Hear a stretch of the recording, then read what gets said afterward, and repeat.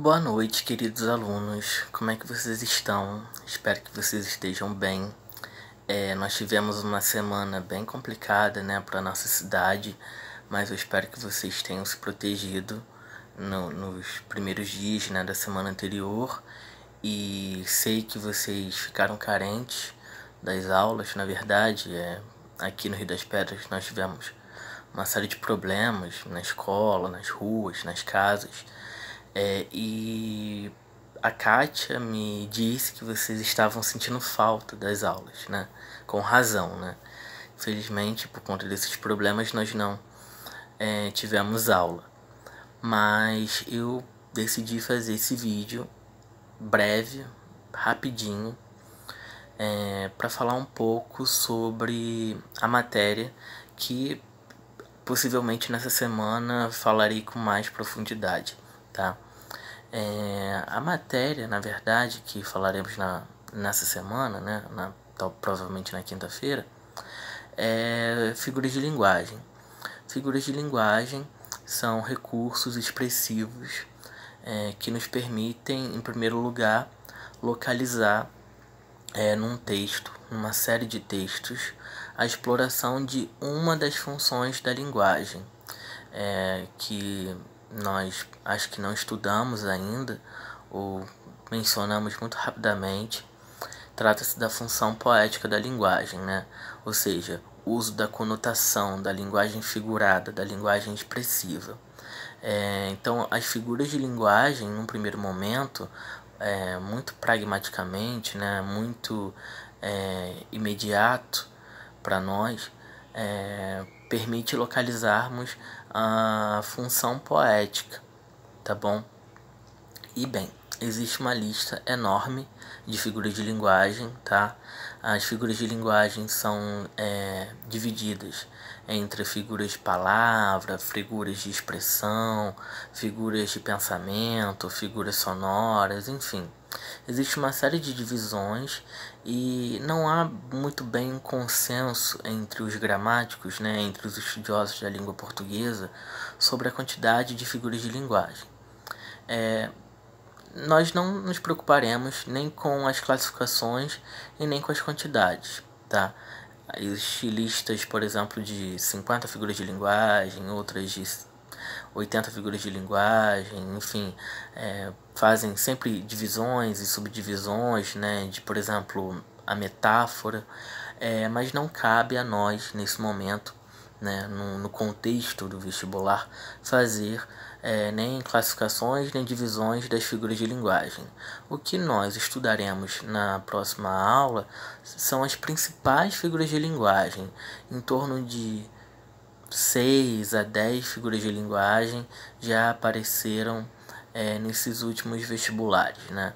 A mais conhecida, que sempre, né, ou a que esperamos, né, que caia nos próximos vestibulares e se torne, né, já na verdade, né, uma figura carimbada, né, é a metáfora, né? A metáfora é uma figura de linguagem que consiste em fazer uma comparação, tá? Existe a comparação enquanto figura de linguagem, mas também existe a metáfora.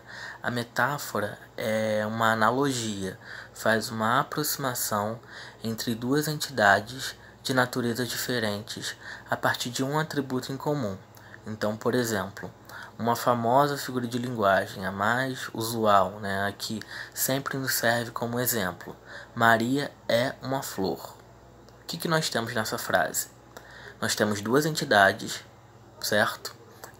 Maria, ser humano, bípede, né, racional, e flor, um vegetal, uma planta. Essas duas entidades, elas são aproximadas, né? Elas são de alguma maneira tornadas identidade, né? Uma funcionando como identidade da outra, a partir de uma série de atributos, né? Não apenas um, mas mais de um atributo. Esse atributo não é, digamos, explícito, né? Não é apresentado para o leitor, nem para o ouvinte. Ele é deduzido, né? Então, quando eu digo Maria é uma flor, um ouvinte ou um leitor pode entender que ela é delicada, né, que Maria é tão delicada quanto uma flor, ou tão cheirosa quanto uma flor, ou tão frágil quanto uma flor, ou tão pequena quanto uma flor. Enfim, a metáfora, ela é uma, a gente costuma dizer, é uma comparação implícita, ao passo que a comparação mais específica, né, ela é uma analogia explícita. Por quê? Porque o atributo aparece para o leitor e para o ouvinte e um recurso gramatical faz a ligação entre a entidade primeira com a entidade segunda. Então, por exemplo, Maria é delicada como uma flor. Esta frase, né, esse enunciado, é verdadeiramente uma comparação, não chega a ser uma metáfora, é mais próxima de uma comparação estritamente falando. Por quê? Porque gramaticalmente aparece o atributo, né, delicada, Maria é tão delicada, e aparece o termo comparativo, né, o conectivo comparativo. Na verdade, a locução, né, tanto quanto. Existem outras expressões comparativas, né? Maria é delicada como uma flor. Existem palavras que não necessariamente se classificam como conjunções, mas que curiosamente atuam na frase como um conectivo.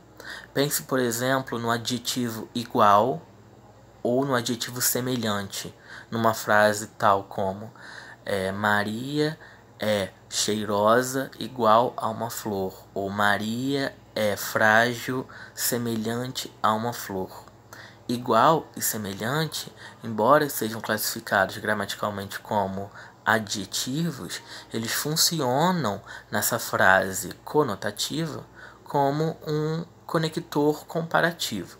Tá? Então é muito importante, né, e nós estudaremos com mais afinco, com mais profundidade na quinta-feira, como não só identificar o sentido, né, depreender o sentido e as diferenças de sentido entre a metáfora e a comparação e as demais figuras de linguagem, e também, né, é muito importante nós identificarmos visualmente, né, localizarmos gramaticalmente a construção das figuras de linguagem. Então, por enquanto esse é o recado que eu posso dar para vocês, e nos encontramos então na próxima quinta-feira para falar mais a respeito das figuras de linguagem e também outros recados, outras informações importantes e a redação, né? Eu acho que vocês estão bem ansiosos para saber como foram na redação, como melhorar a redação, o que colocar, o que deveria ter colocado, o que deveria ter corrigido, ou o que acertou, né? O que foi bem, né? Na redação que há 2 semanas ou 3, né? Nós combinamos, tá bom? Então, um beijo para vocês, boa noite e estudem, bons estudos.